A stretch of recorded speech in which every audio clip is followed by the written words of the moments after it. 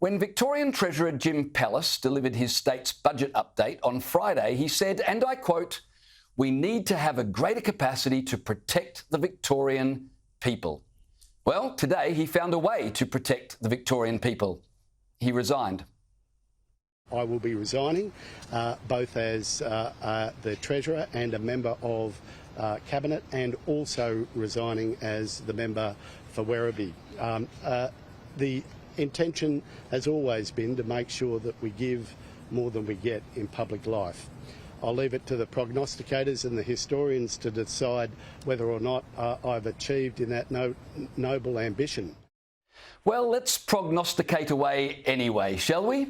When Comrade Pallas took control of Victoria's finances alongside newly minted Premier Dan Andrews in 2014, the state's debt was $21.8 billion and going down. 10 years later, the state's net debt is more than $150 billion and still going up. It's tipped to reach $187.8 billion by 2028. Now, that makes Victoria the fourth most indebted state government from advanced economies outside the US in absolute dollar terms, according to ratings agency S&P's latest report.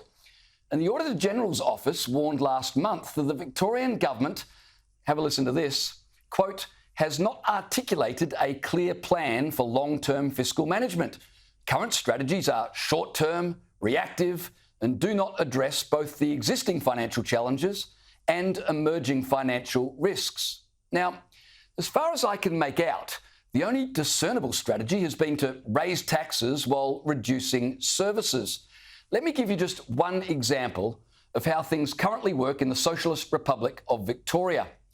More than 10,000 volunteer firefighters have quit the service since Labor came to power. So they're desperately short of manpower as another summer approaches. Temperatures hit 41 degrees today in Victoria. But get this, Victorian firefighters who never got the COVID vaccine aren't allowed to fight fires. You can't cough while holding a hose.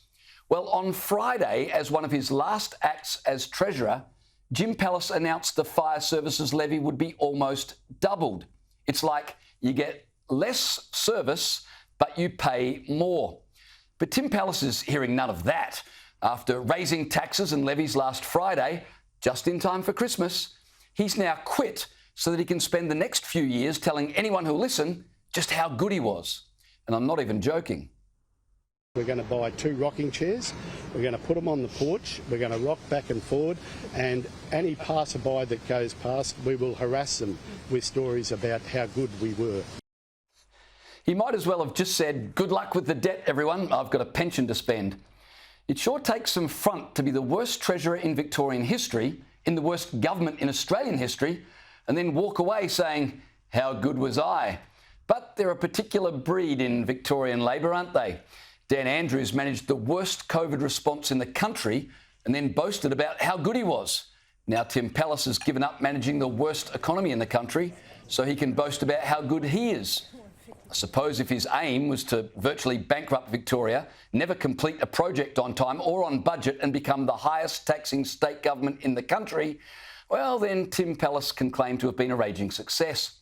To be fair, everyone who knows the Victorian Treasurer says he's a decent bloke. It's only the debt he's saddled future Victorians with that is indecent. Federal Treasurer Jim Chalmers eulogised his Victorian counterpart like this. He is wonderful company, and I'll be sad to see him go. From time to time we butt heads about issues, and that's fine, that's to be expected. But nobody could doubt his commitment. Over 10 years and 10 budgets and all of his experience before then, he has been a huge contributor to the state of Victoria. No one could doubt his commitment.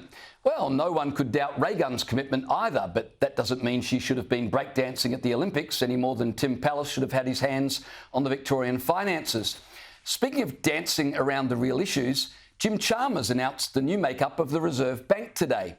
And this was the message our Federal Treasurer had for mortgage holders right around the country who are struggling to hold on in the face of stubbornly high interest rates.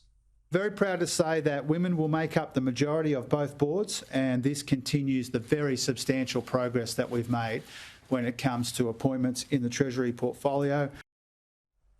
Well, if my bank thought that gender balance on the RBA board was a reason to drop interest rates, I'd be thrilled. But sadly, they don't, so I'm going to default on my mortgage. But you know what? It's okay because there are more women on the RBA board than men, and that's important. God help us. They must think we are stupid. Victorian Premier Jacinta Allen certainly seems to think so. She summarised her outgoing Treasurer's performance thus, quote, "But as Tim has always said, a truly strong economy is one that works for working people, not the other way around." What on earth does that even mean? Right when Victoria needs a leader, they get a poor man's Kamala Harris. If only word salads were worth something, Jacinta Allen would have paid off the debt in no time.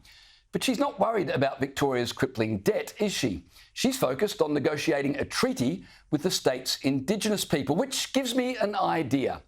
They reckon Tim Pallas, while clearly not much of a money manager, was a great negotiator. Maybe he could help Jacinta Allen with the treaty and organise for the state's crippling debt to be handed over as part of the settlement. Do you think Labor has a better idea?